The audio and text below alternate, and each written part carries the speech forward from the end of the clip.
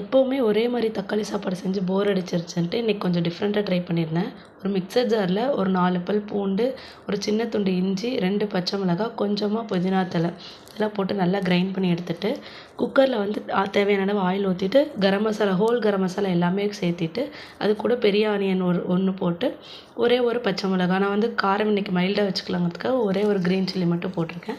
இது கூட நம்ம அரைச்சி வச்சிருந்த மிக்ஸும் போட்டு நல்லா கிளறி விட்டுட்டு, இதனோட ஸ்மெல் போனதுக்கப்புறம் தக்காளி வந்து ஒரு மீடியம் சைஸில் 3 தக்காளி எடுத்திருக்கேன். நான் இன்றைக்கி வந்து 1 டம்ளர் பெரிய டம்ளர் ரைஸ் தான் எடுக்க போகிறேன். ஸோ அதுக்காக 3 மீடியம் சைஸ் தக்காளி, இது கூட தேவையான அளவு உப்பு போட்டு நல்லா வணங்கி வந்ததுக்கப்புறம் 1 spoon chilli powder, 1 spoon garam masala போட்டு நல்லா வணக்கிட்டு, 1 டம்ளர் ரைஸ்க்கு 2 டம்ளர் தண்ணி ஊற்றி, நான் இன்றைக்கி வந்து 1 விசில் தான் விட்டுருக்கேன். ஏன்னா ரைஸ் வந்து ஆல்ரெடி நல்லா ஊறி இருந்துச்சு.